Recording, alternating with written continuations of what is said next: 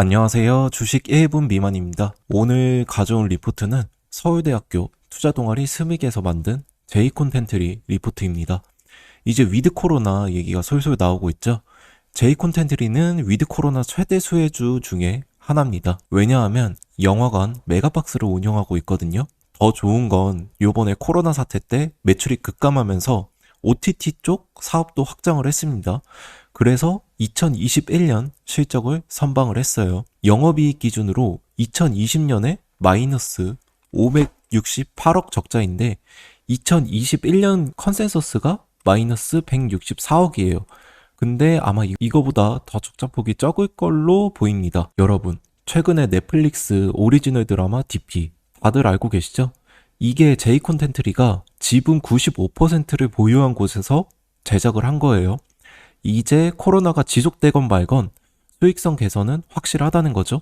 주가도 그에 맞춰서 꿈틀거리고 있습니다. 여러분이 나중에 따로 분석하고 알아보고 사면은 늦을 가능성이 크다는 거죠. 여기저기서 찾지 마시고 이게 37페이지짜리 풀리포트예요. 이것만 보시면은 제이콘텐트리는 끝납니다. 그렇다면은 바로 시작을 해보시죠. 구성은 이렇게 되어 있고요.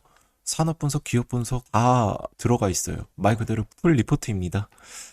자, 처음으로 인트로예요. 중요한 부분은 형광펜을 제가 쳐놨는데 OTT 얘기를 여기서 하고 있어요.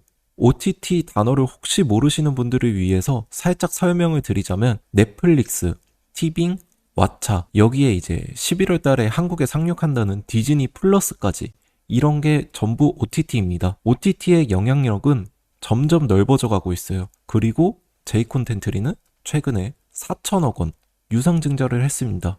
현금이 들어온 거예요. 그리고 이 현금을 이용해가지고 DP 제작을 했죠. 그리고 그게 흥행을 했고요.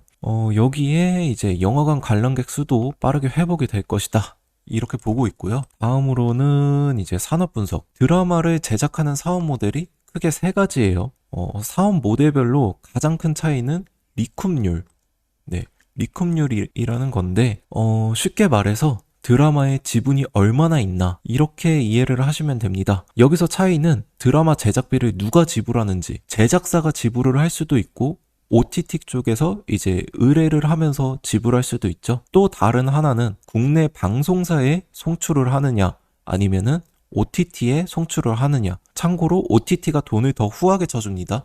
그래서 A스토리가 작년 11월 달, 더 3달 만에 주가가 4배가 뛰었어요. OTT에 송출을 해서 그런 겁니다. 여기 밑에 그림이 하나 있는데 이거 보시면 확실하게 이해가 되세요. 이 A스토리 같은 경우에는 OTT에 송출을 했어요. 근데 드라마를 자체 제작한 게 아니라 OTT 쪽에서 돈을 지불을 해준 거예요. 지분이 적은 거죠. 근데 제이콘텐트리 같은 경우에는 OTT에 송출을 하는데 본인 회사 자금으로 제작을 했어요. 방금 전에 4천억 유상증자 했다고 했죠. 당연히 리쿰률이 높겠죠. 지분이 높다는 겁니다. 그래서 사업 모델은 이 정도만 아시면 돼요. 크게 세 가지가 있다는 거. 이쪽은 이제 방송사 쪽으로 들어가는 거고요. 제이콘텐트리가 그래서 드라마 하나 흥행하면은 대박이 터진다. 수익성이 굉장히 좋다.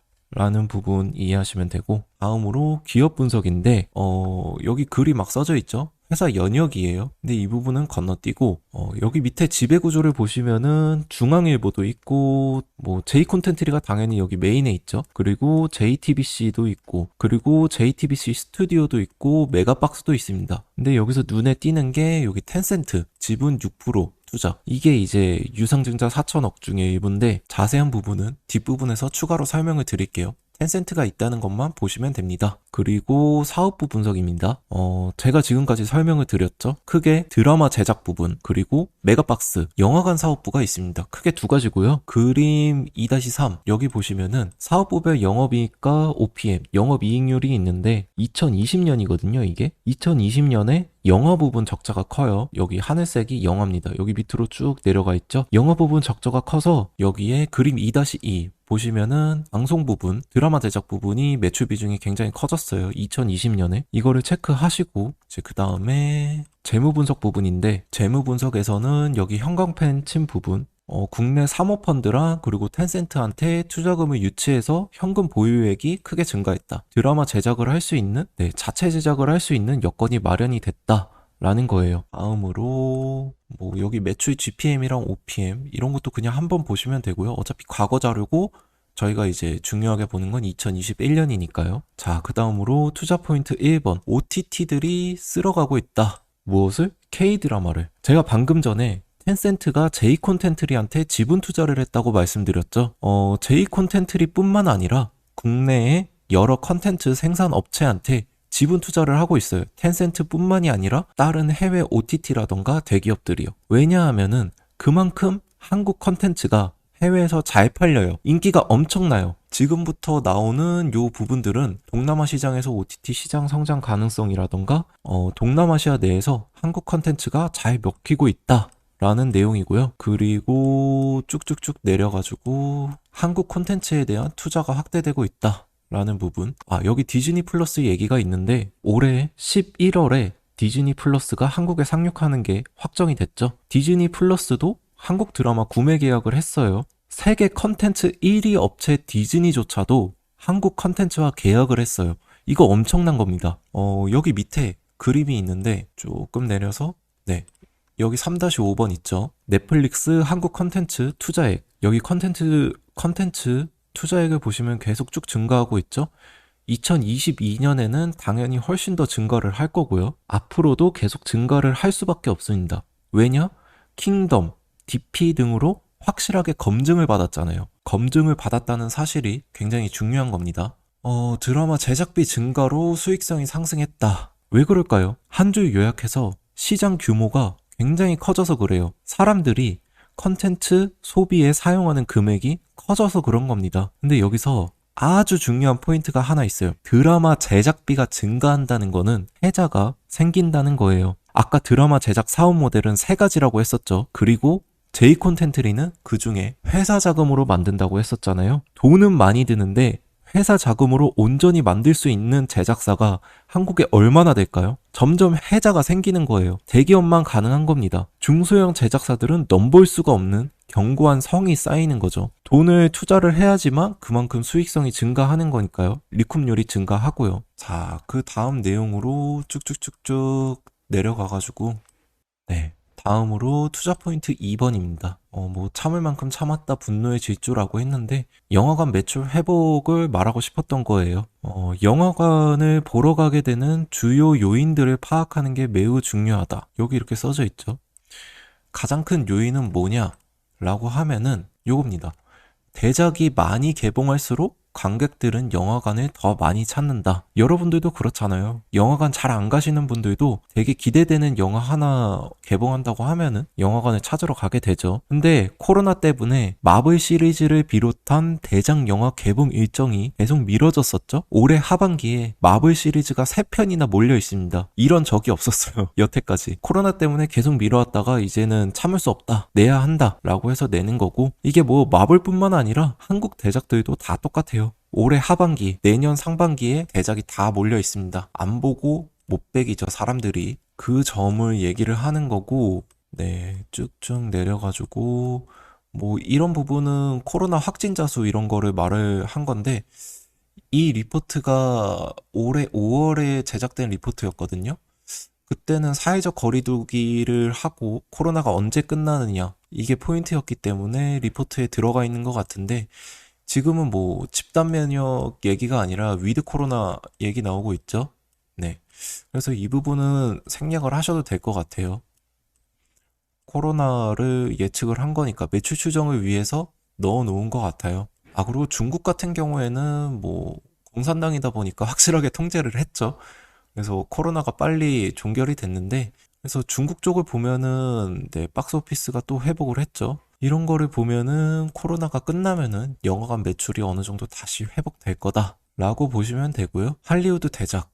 네, 이것도 한번 체크를 해봐야 하죠. 최근에 모가디슈도 네, 400만 정도 됐다고 하죠. 결국에 코로나만 어느 정도 해결이 되면은 대작들도 다 된다라는 거 보여주는 사례고, 007도 10월 달에 예약이 되어 있고요. 그리고 이터널스. 이거 마블이죠. 스파이더맨, 매트릭스, 킹스맨 다 나오면은 흥행을 할 수밖에 없는 작품들이에요. 이거는 다 영화관에 찾을 수밖에 없는 작품들입니다. 당연히 수익성 개선으로 이뤄질 예정이고요. 그리고 또 하나 포인트가 있는데 OTT 개봉을 택하면서 아니 이거 코로나 끝나도 영화관 안 가고 넷플릭스, 왓챠 등으로 다 보는 거 아니냐라고 하는데 리포트에서는 NO라고 단호하게 말을 하고 있습니다. 저도 그렇게 생각을 하고요. 각자의 파이가 있습니다. 그래서 여기서도 영화관은 개봉작 상영을 중심으로 그리고 OTT는 장기간 시청을 유도하는 드라마, 구장 영화 중심으로 이렇게 각자의 영역을 확보할 거다라고 말을 하고 있고 저도 그렇게 보고 있습니다. 그리고 영화관들이 올해 들어가지고 계속해서 티켓 가격을 인상을 했죠. 그냥 인상한 정도가 아니라 굉장히 많이 인상을 했어요. 과거에는 10,000원 이하였는데 CGV 같은 경우에는 보니까 13,000원? 정도 하더라고요. 이게 할인을 아무리 덕지덕지 붙인다고 해도 할인하는 건 과거나 지금이나 똑같은 거고 이게 영화관 수요가 어느 정도 회복이 되면은 굉장히 큰 요인으로 작용을 할 걸로 보고 있습니다. 왜냐하면은 10,000원 하던 게 단순히 13,000원이 됐다고 해서 30% 증가했다 이렇게 보는 게 아니라 영업이익이나 단기 순이익단에서는 더 크게 증가를 하는 거거든요. 아마 더 크게 수익성 개선에 도움이 될 거라고 보고 있습니다. 그게 어느 정도 될지에 대해서는 관람객 수가 얼마나 빨리 회복하는지 그리고 어디까지 회복하는지에 따라서 좀 달라지겠죠. 네. 그리고 점점 J 콘텐츠리가 OTT 쪽으로 사업을 확장을 많이 하다 보니까 영화관 수요가 회복함에 따라서 메가박스는 동사의 안정적인 캐시카우 역할을 할 것이다. 현상 유지 이상 할 거라는 거죠. 돈 따박따박 들어오게. 그래서 여기서부터는 메가박스 매출 추정을 하고 있고 그리고 IPO를 한다. J 콘텐츠리 바로 밑에 J콘 바로 밑에 자회사로 JTBC 스튜디오가 있었죠. 이거를 IPO 한다는 겁니다. IPO를 하게 되면은 이거는 리스크라기보다는 J 콘텐츠리 주가를 상승시킬 수 있는 모멘텀으로 작용할 가능성이 높겠죠. 물론 상장 이후에 시간이 지나면은 지주회사처럼 어느 정도 밸류에이션 할인이 들어갈 수는 있겠지만 좋은 이슈로 작용할 것으로 보입니다. 그 다음부터는 이제 밸류에이션 부분이에요. 밸류에이션 부분은 사람마다 생각하는 논리가 다 달라질 수 있기 때문에 생략을 하겠습니다. 지금까지 주식 1분 미만이었고요. 다음번에는 더 좋은 기업, 좋은 리포트로 찾아오도록 하겠습니다. 즐거운 주말 보내세요.